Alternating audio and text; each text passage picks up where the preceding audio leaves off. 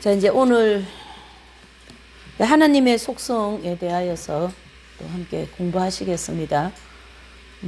프린터를 중심으로 해서 이제 하는데, 여러분, 이 하나님 속성은 우리의 이 언어로서 또는 어떤 이 글로서 다 표현하기가 어렵습니다. 하지만은 우리가 이 나가는 메일 프린터 이 내용은 정말로 그 하나님 속성에 대해서 아주 잘 알아듣게끔 가장 명료하게 가장 이렇게 요약하여서 기록한 내용들이에요. 그래서 이제 지난주에는 하나님의 그 충족성, 하나님은 어떤 피조물에게도 를 통하여서 충족되는 게 아니다, 그런 뜻이죠. 그래서 하나님은 스스로 충족이 되시는 분이에요. 그래서 스스로. 자, 그러면 이제 오늘 이 과목 7과의 이 과목은 하나님의 무슨 성이에요? 영혼성이죠. 자, 그래서 거기 보시면 영혼이라는 개념은 성경 전체를 통하여 높은 산맥처럼 계속되고 또는 정통 히브리 및 기독교 사상에서 크게 부각되어 있습니다. 그래서 이 개념을 배척한다면 선지자들과 사도들의 사상을 다시 생각해 보는 일이 전혀 불가능하지 않을 것이다. 즉 선지자들이나 이런 예언자들이 한 얘기가 그 참 헛된 것이다, 이런 뜻입니다. 하나님의 영혼성에 대해서 이렇게 배척하면 그들은 그토록 영혼에 대한 오랜 꿈으로 가득 차 있었던 것이고, 영원한이라는 이 단어가 때때로 성경 저자들에 의하여 단지 영원한 산처럼 오래 지속하는 것을 의미하는 것으로 사용되었기 때문에 어떤 사람들은 성경 저자들이 이 단어를 사용할 때에는 끝이 없는 존속의 개념은 생각지 않았으나 후에 신학자들에 의하여 그 개념을 붙였다고 주장해 왔습니다. 이것은 물론 중대한 가오로 내가 아는 한 학문적인 근거가 전혀 없습니다. 이건 좀 잘못된 얘기라는 거예요. 그 다음에 이것은 영원한 형벌을 교회로부터, 교의로부터 탈출하려는 하나의 시도로서 어떤 교사들에 의하여 이용되어 왔다. 즉 사람이 하나님의 영혼성에 대해서 이런 얘기하고 저런 얘기하고 많이 한 거에 대하여서 그냥 한번 변명같이 한번 해본 얘기다, 이렇게 그냥 정리를 해버립니다. 그리고 이들은 도덕적인 응보의 영혼성을 부인하며 어쩔 수 없이 끝이 없는 것에 대한 모든 관념을 약화시키는 입장에 빠지게 되는데, 그것은 당연한 뭐가 돼요? 기결이다.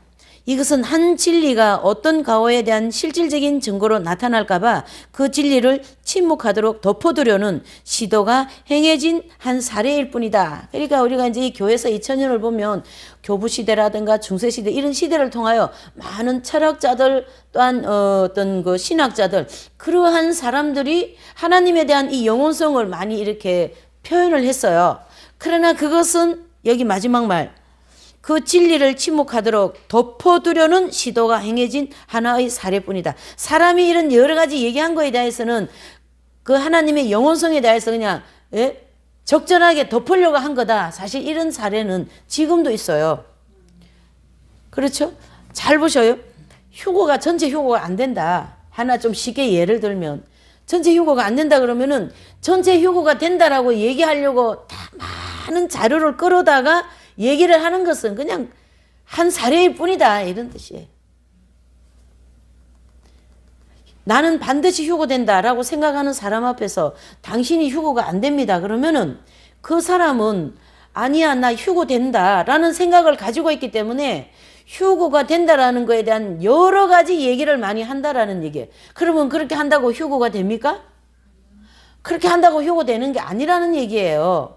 그와 같은 입장이 지금 이 첫 단락의 말씀은. 자, 두 번째 보시죠.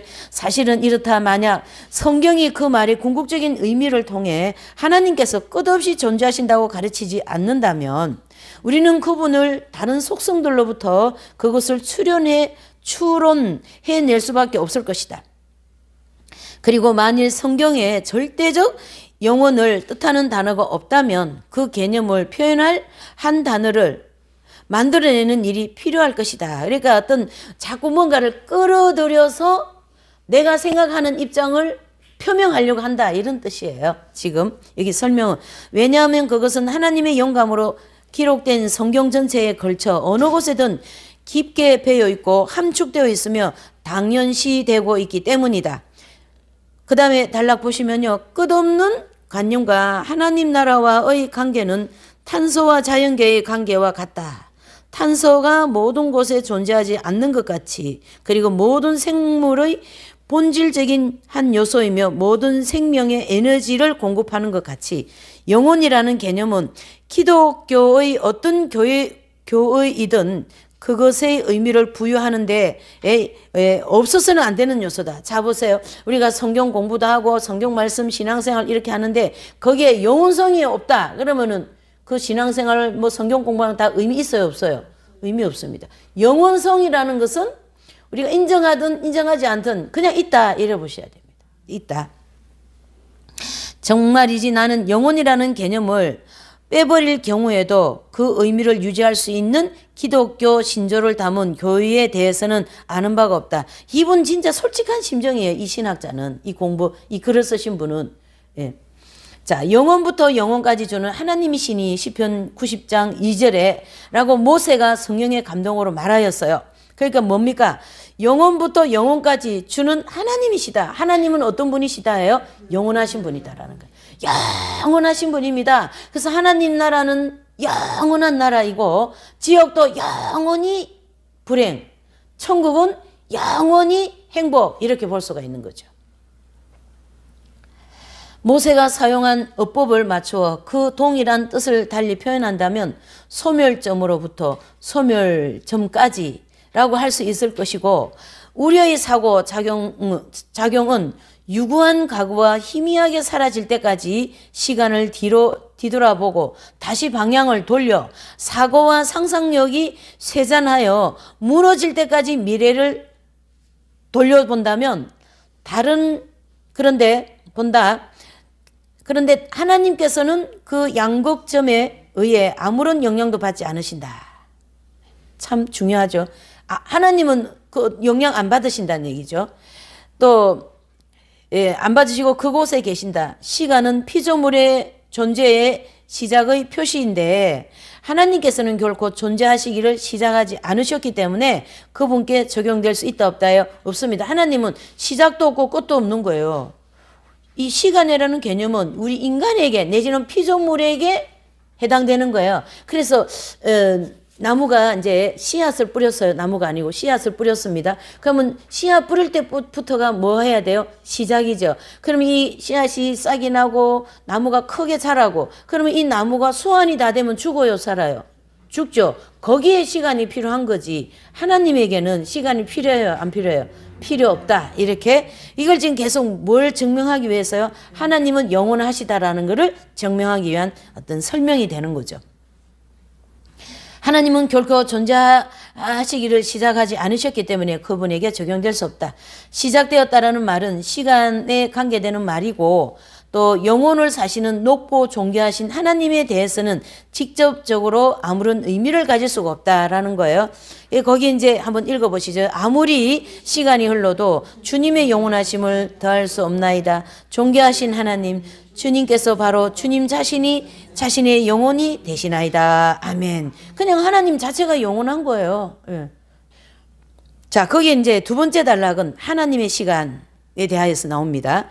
자, 하나님께서는 영원한 현재에 사시기 때문에 과거도 미래도 없으시고, 시간적인 용어가 성경에 나타날 때 그것은 우리의 시간에 언급하는 겁니다. 성경에 시간에 대한 내용이 나오죠. 그건 전부 다 우리 인간 내지는 피조물에게 적용되는 거지 하나님에게는 적용이 된다 안 된다? 안 됩니다. 그분의 시간을 언급하는 것이 아니다. 내 생물이 보좌 앞에서 거룩하다 주 하나님 곧 전능하신 이여 전에도 계셨고 이제도 계시고 장차 오실 자라. 계시록 4장 8절에 말씀하시면서 밤낮 외칠 때에 그들은 하나님을 늘 새 시제로 구분하고 있어요. 늘 새 거예요. 그러니까 천국 가면 시간의 개념이 없습니다. 천국은 영원히 오늘입니다. 잘 보세요. 이 천국에는 영원히 시간적인 개념에서를 한번 보시자고요. 이게 중요한 진리를 또 하나 풀고 넘어가야 됩니다. 잘 보셔야 됩니다. 예수님이 이제 십자가에서 못 박히셨는데 옆에 있는 강도가 한 사람은 예수님을 부인하고 한 사람은 뭐합니까? 예수님을 접하잖아요. 그럴 때 예수님이 오늘 너가 나와 함께 낙원에 이르리라. 그렇게 했어요. 자, 이 말씀을 가지고 우리 인간 입장에서는 오늘 내가 나와 함께 낙원에 간다고 하지 않았냐. 그래서 예수님을 믿자마자 천국이야. 이래 나오거든요. 근데 예수님의 입장은 오늘 여기서 말씀하신 것처럼 예수님은 영원하신 분이기 때문에 오늘이라는 그 시간의 개념은 천국, 영계의 개념의 시간을 말씀한 거예요. 그래서 오늘이라는 개념이라는 말씀을 쓰면서 그 강도가 너는 천국 올 것이야. 그 뜻이에요. 근데 우리 사실은 이 개신교에서는 그 말씀을 인용하여서 계속 믿자마자 천국 아니냐 이래 얘기가 되는 거죠. 아닙니다. 그 강도는 예수님을 오늘 믿었죠. 십자가 옆에서. 그러면은 그 영혼이 이제 영계에 들어가서 뭐 합니까? 아주 그냥 죽자 사자 연단받고 평생 도둑질하고 죄를 많이 짓지 않았겠어요?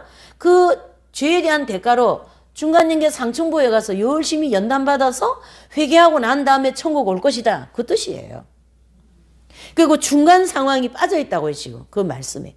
그래서 예수님이 그 십자가에서 강도에게 오늘이라는 그 오늘 시간은 주님이 영계에 대한 개념을 가지고 오늘이라는 말을 하셨다는 얘기죠. 그것은 이 오늘 여기에서 본문에서 얘기한 것처럼 예수님에게는 내지는 하나님에게는 시간이 개념이 있다 없다? 없다. 이렇게 보셔야 됩니다. 영원히 오늘이라고요. 천국에서는. 예. 그러니까 영원히 그것도 물질계에 적용되는 얘기예요. 그러니까 영원히 오늘입니다. 영원히. 그러니까 그 말씀은 하루를 천년같이라는 말씀은 우리 인간을 향한 구원을 시키기 위한 그렇게 긴 시간을 할애하여서라도 한 영혼을 구원시키겠다. 이러한 입장의 내용이고 오늘 여기 영원성에 대한 것은 예수님이 십자가에서 오늘 내가 나와 함께 낙원에 이른다. 요 오늘의 시간은 천국의 영원한 오늘의 시간의 개념으로 말씀했다. 이렇게 이해를 해 주셔야 됩니다. 그래서 오늘 계시록 4장 8절의 말씀같이 영원하신 하나님을 향하여 계속 거룩하다 거룩하다. 이것은 영원히 된다. 이렇게 영원히 이 말씀이 진행된다. 이런 뜻이에요. 이것은 옳고 좋은 일이나 왜냐하면 하나님께서 주권적으로 자신을 그렇게 나타내시기를 원하시기 때문입니다. 그러나 하나님은 피조물 되시지 않으셨기 때문에 그분의 자신은 우리가 시간이라고 부르는 연속적으로 이어지는 변화의 영향을 받으신다 받지 않으신다? 받지 않으신다. 네. 그 다음에 단락은 하나님께서 영원에 거하시고 시간에 하나님 안에 존재한다. 그분께서 우리의 모든 의제를 사신 것처럼 우리의 모든 내일을 이미 사셨다. 그래서 C.S. 루이스는 그 설명은 우리에게 도움을 줄 것이다. 그는 우리에게 무한히 이어지는 한 장의 종이를 생각해보라. 고 제의했어요. 그것은 영원히 될 것이다. 그 다음에 그 종이 위에 시간을 나타내는 짧은 선을 긋는다. 그것은 선이 그 무한한 공간 위에서 시작되고 끝나는 것처럼 시간이 하나님 안에서 시작되고 그분 안에서 끝날 것이다. 이게 바로 무슨 뜻입니까? 처음이요 마지막이다. 이런 뜻입니다. 하나님께서 시간의 시작에 나타내시는 그것은 이해할 수 없을 만큼 어렵지 않지만 그분께서 시간의 시작과 끝에 동시에 나타내신다는 것은 납득하기가 그리 쉽지 않아요. 그렇지만 그것은 사실이고 시간은 사건의 연속에 의하여 우리에게 알려진다. 결국 하나님 앞에 시간이 없다라는 것은 납득하기가 어렵지만은 그러나 그분은 시간이 없는 분이에요. 예. 시간은 우리가 우주에서 일어나는 연속적인 변화를 설명하는 하나의 수단입니다. 어제 오늘. 어제 그런 일이 있었고 오늘 이런 일. 이런 시간은 그런 우리 인간을 살아가고 인간에게 필요한 하나의 수단이다. 이런 뜻이고요. 변화는 모든 동시에 일어나는 것이 아니라 연속적으로 하나씩 일어나며 우리가 시간 개념을 갖게 되는 것은 전후의 그 관계에 의해 쓰고 우리는 태양이 동쪽에서 서쪽으로 움직이는 것이나 그 다음에 시침의 이 시계의 문자판 주위를 도는 것을 기다리나 하나님께서는 그렇게 기다릴 필요가 있습니까? 없습니까? 없다. 왜요? 그분에 있어서 일어날 모든 것이 이미 일어난 것이기 때문에. 자, 무슨 뜻이냐면 이것은 하나님의 계획에서 모든 것이 이루어졌고 현세에도 미래에도 과거에도 다 하나님이 다 알고 계시고 하나님이 다 이루어 계신다, 이런 뜻입니다. 그렇기 때문에 하나님께서 나는 하나님이라 나 같은 이가 없느니라 내가 종말을 처음부터 고하며 이사야서 46장 9절 10절에 말씀하실 수 있으시고 그분은 종말과 처음을 한눈에 보고 계십니다. 그래서 니콜라우스 쿠자누스는 이렇게 말씀합니다. 영혼 자체인 무한한 지속기간은 모든 연속을 포함하고 있기 때문입니다 라고 말씀했어요. 계속해서 무슨 뜻이에요? 그는 그리고 우리에게 연속 속에 있는 것처럼 보이는 모든 것의 주의 개념 곧 영혼보다 뒤에 존재하지 않으신다. 이와 같이 주께서 전능하신 하나님이시기 때문에 낙원의 성곽 안에 거하십니다. 이 성곽은 뒤와 앞이 하나인 끝과 시작이 하나인 알파와 오메가가 동일한 하나가 된 것이다. 그러니까 결과적으로 이 대목의 또 설명은 무슨 뜻입니까? 처음과 나중이다라는 거예요. 그렇죠? 또 왜냐하면 지금과 그때가 낙원의 성곽 안에서 동시에 일어나기 때문입니다.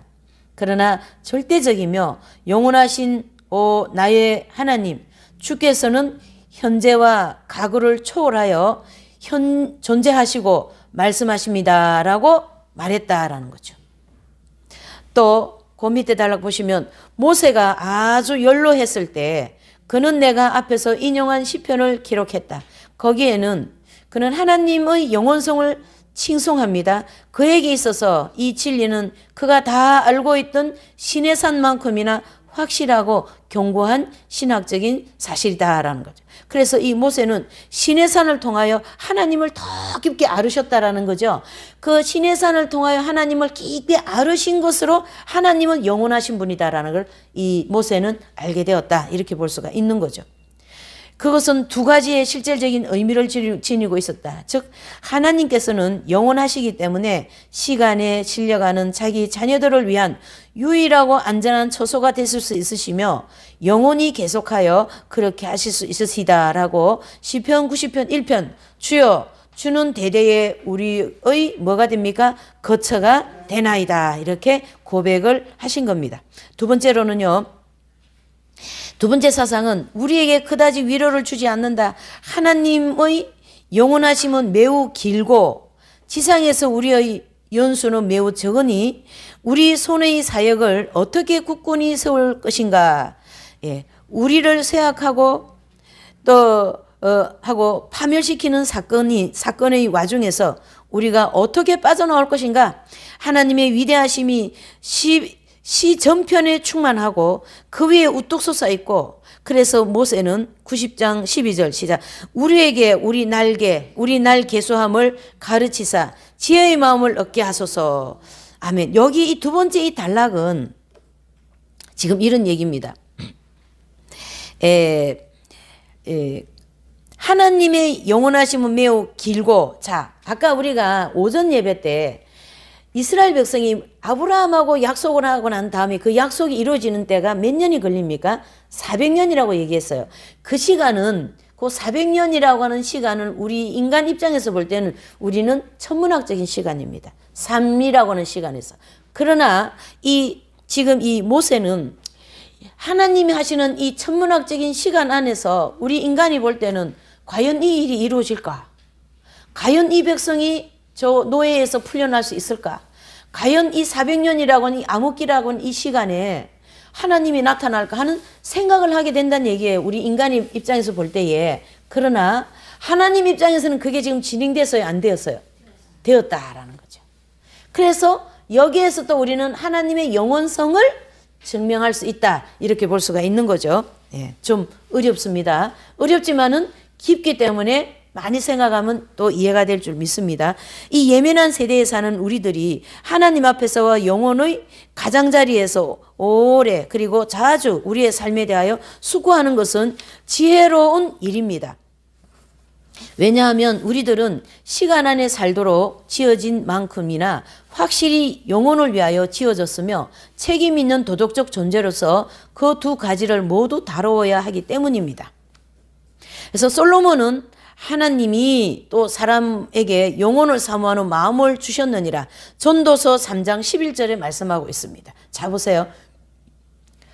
아브라함부터 이스라엘 백성을 구출하는데 400년이 걸리고 또 한 번 400년의 시간이 하나님 없는 시간이 또 있어요. 언제입니까? 세례자 요한이 나타나기 전까지 400년이라고 하는 신구약 중간기가 있어요. 그 신구약 중간기라고 하는 하나님 없는 이스라엘 백성들에게 하나님 없는 그런 암흑기라고 하는 캄캄한 시간을 지나고 난 다음에 마지막 선지자라고 하는 세례자 요한을 보내거든요. 그리고 세례자 요한의 사명은 예수님이 오시는 첫 길을 준비하시는 사명이잖아요. 그리고 난 다음에 선지자들의 주인이신 영원하신 예수님이 이 땅에 오신 거거든요. 그런데 잘 보세요. 그 400년의 시간이 지나니까 하나님의 아들이 이 땅에 오셨잖아요. 하나님의 일이 진행돼요, 안 돼요? 되고 있다는 얘기죠. 인간의 시간 가지고는 하나님의 일과 하나님의 하시는 것을 측량할 수가 없다, 이런 뜻입니다. 지금. 그래서 이 전도서 이 솔로몬은 그렇지만은 우리 인간에게 영혼을 사모하는, 즉 영혼을 사모하는 마음을 주셨다라고 말씀하고 있습니다. 나는 그가 여기에서 사람들의 영광과 비참함을 표현했다고 생각한다. 영혼을 위하여 만들어졌다면 어쩔 수 없이 시간 속에 산다는 것은 인류에게 일대 비극입니다. 자, 우리 내부의 모든 것들이 생명과 영원함을 찾아 부르짖었는데 우리가 처한 환경은 우리에게 죽을 운명과 변화를 상기시킨다. 그렇지만 하나님께서 영원한 존재로 우리를 만드셨다는 것은 영광이며 예언이니 곧 앞으로 실현될 영광이요 앞으로 성취될 예언이다. 자, 우리 인간의 입장에서 볼 때는 이게 실행하기가 어렵잖아요. 그러나 하나님 안에서는 이게 된다 안 된다? 된다. 그리고 우리 영혼들에게, 우리 사람에게 영원함을 주셨다는 게 감사하다라는 거예요. 그러니까 우리가 천국 가도 영원할 것이고 지옥 가도 영원한 고통, 천국 가면 영원한 행복. 이게 지금 계속 연속적으로 우리에게 적용이 돼야 된다. 이런 뜻이고요. 내가 다시 사람 속에 있는 하나님의 형성이라는 중요한 기독교 신학의 기둥으로 돌아간다 해서 지나치게 반복한다고 생각하진 않기를 바란다. 하나님 형상의 특징들이 죄로 인해 희미해져 식별하기 쉽지 않지만 인간의 불면에 대한 지칠 줄 모르는 갈망이 그 한 특징이라고 믿는 것이 이치에 맞지 않을까. 자, 여기 보세요. 하나님의 형상의 특징들이 죄로 인해 희미해져서 식별하게 우리가 죄로 인하여서 하나님의 이런 영혼성이라든가 하나님의 속성에 대해서 우리가 잘 못 알아차릴 수도 있다. 그 뜻이에요. 그러나 인간의 불면에 대한 이 지칠 줄 모르는 갈망, 바로 전도서 3장 11절의 말씀과 같이 영혼을 사모하는 마음을 우리 인간에게 주셨어요, 하나님이. 그래서 우리는 지칠 줄 모르게 하나님을 사모하는 거예요. 잘 보세요. 오늘 출애굽기 모세가 나타나기 전 400년이라는 시간이 지나잖아요. 거기에 태어난 400년의 백성들이 400년 동안 얼마나 고통스럽게 노예 생활하면서 우리가 들은 그 하나님 도대체 누굽니까? 하고 막 외쳤거든요. 그것은 오늘 이 전도서 3장 11절의 말씀과 같이 그 영원한 하나님을 찾는 영혼성을 우리 인간에게 가지고 있다는 얘기죠. 그것이 또한 질칠 줄 모른다. 이러한 뜻이 되는 거예요. 자, 주님 한번 읽어보시죠. 주님은 우리를 티끌 속에 버리지 않으실 것입니다. 인간은 이유를 모르오나 주님은 인간을 만드셨습니다. 인간이 자신이 죽기 위해 만들어지지 않으며 주께서 자신을 만드셨음을 생각할 때에 주는 지당하십니다. 아멘. 무슨 뜻입니까? 이 얘기를 제가 오전 예배 했어요. 뭡니까? 우리가 아무리 큰 죄를 지고 우리가 아무리 잘못해도 하나님은 우리를 버리신다? 안 버리신다. 우리를 반드시 하나님은 어떻게 해요? 끌어안으신다는 얘기죠. 예. 왜 그래요? 우리를 만드신 분이기 때문에. 이렇게 테니슨이 피력했는데 정상적인 인간의 가장 깊은 본능이 그와 일치합니다. 그래서 태고 쪽부터 하나님의 형상이 인간이 어디에선가 계속 존재할 것이다 라는 영원한 소망을 각 사람의 내부에 이렇게 계속 속삭이고 있어요. 예? 그래서 이 인간은 하나님을 반드시 찾게 되어 있어요. 예수님을 안 믿는 사람도 하나님을 인정해요, 안 인정해요? 자, 보세요. 예수님 안 믿는 사람, 또 불교도 안 믿는 사람, 무신론자도 하나님은 인정해요. 그러나 부처는 인정해요, 안 해요? 안 합니다.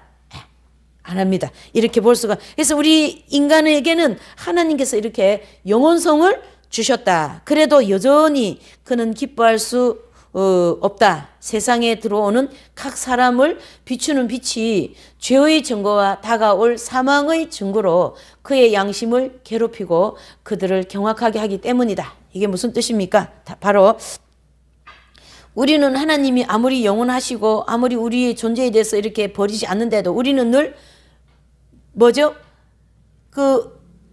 양심이 괴로울 수밖에 없고 경악할 수밖에 없다. 그 뜻은 하나님은 정말 좋은 분이시고 영원하신 분이시지만은 우리 인간 입장에서는 뭐 하는 입장이에요? 늘 괴롭습니다. 뭐 때문에? 죄 때문에. 또 올바로 살지 못하는 것 때문에. 또 나와 관계없는 내가 생각하지 않는 그런 괴로움들이 우리의 인생 가는데 얼마나 많이 펼쳐집니까? 그렇죠? 그런 일들로 인하여 우리는 괴로움을 겪을 수밖에 없다라는 거예요.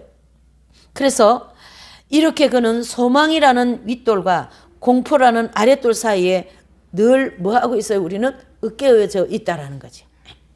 돌았으면 소망이 생겼다가, 돌았으면 실망이 왔다가, 또 돌았으면 괴로웠다가, 또 돌았으면 기뻤다가, 이게 그래서 인간의 무슨 쾌락이요? 희노애락이라는 것이 우리 인생의 길에 쫙 펼쳐지는 겁니다. 그래서 괴로울 때는 좀 괴로우시고 고통스러울 때는 좀 고통도 받으시고, 여러분들 제가 볼 때는 참 적지 않은 괴로움과 고통과, 근데 고통 속에 있을 때는 좀 그래도 좀 고통스러울 맛만 해요. 또 견딜만 해요. 네. 지나고 나면 그게 다 뭐예요? 그때는 그랬지 하고 하나의 또 이렇게 해로로 남는 거죠. 이렇게. 그래서 그 준조성분 보면 제일 마지막에 보면 사마리아의 노래라는 게 있어요. 사마리아의 노래. 그 사마리아의 노래라는 것이 바로 인간의 모든 희노애락에 대한 내용을 쭉, 그래서 그 쭉 이렇게 말씀하시는 들어보면, 너희가 젊었을 때는 뭐 그냥 얼굴의 아름다움을 뽐내고 또 혈기방장하여 그 힘을 사람들한테 자랑하고 그랬더니구만 이제 나이가 다 들고 죽을 때가 되니까 그렇게 뭐 잘난 얼굴을 사람들한테 막 비추고 열심히 자랑을 하더니만, 지금은 어때요? 그냥 이 눈만 뻥 구멍만 있고 죽은 송장을 보니까 못 볼 게 뭐 있어요 거기 지금. 응? 그렇게 인간의 희로애락 속에서 우리 인생은 살아가고 있다. 바로 죄로 인하여서.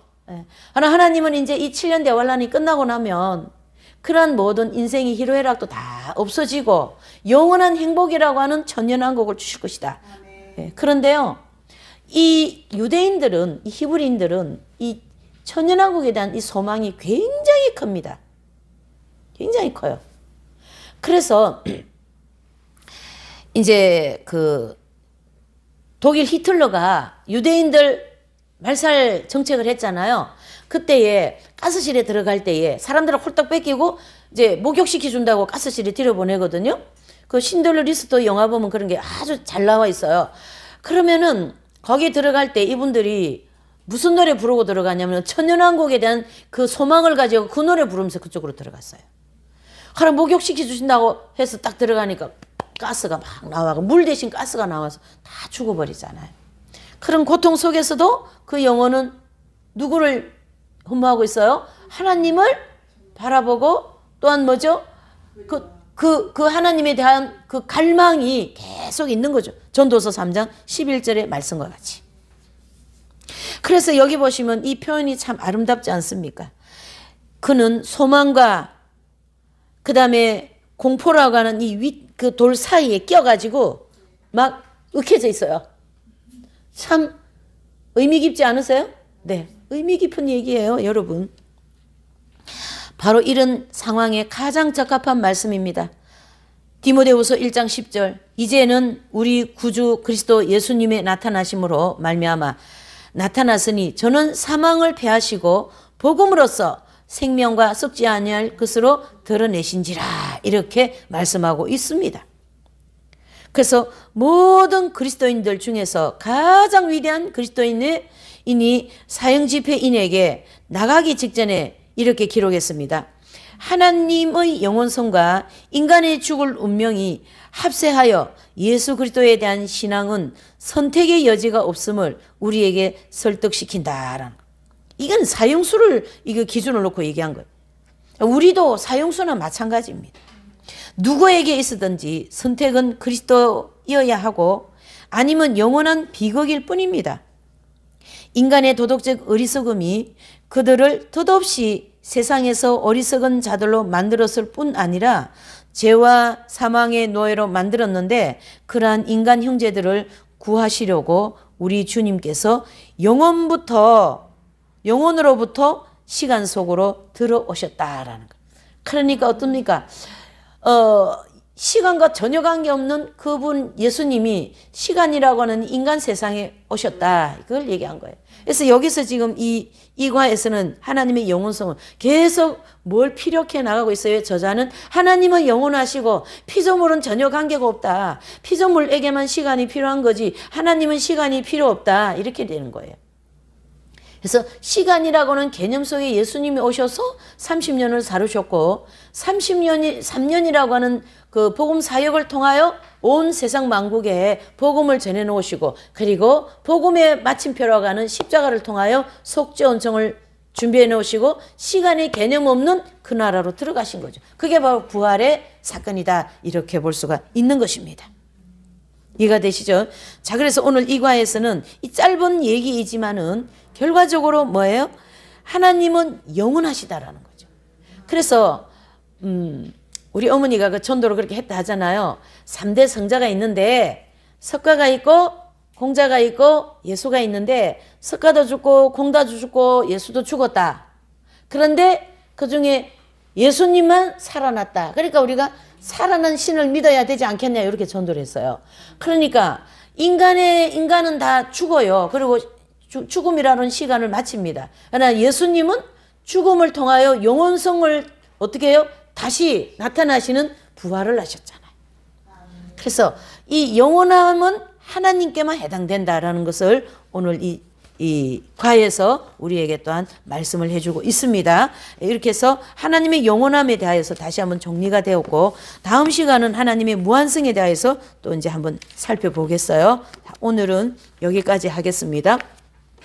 예. 네, 주기도 하심으로 마치겠어요. 하늘에 계신 우리 아버지 이름이 거룩히 여김을 받으시오며 나라의 임하옵시며 뜻이 하늘에서 이루어진 것 같이 땅에서도 이루어지이다. 오늘날 우리에게 일용할 양식을 줍시고 우리가 우리에게 죄진 자를 사하여 준 같이 우리 죄를 사하여 줍시고 우리를 시험에 들게 하지 마옵시고 악에서 구하옵소서. 나라와 권세와 영광이 아버지께 영원히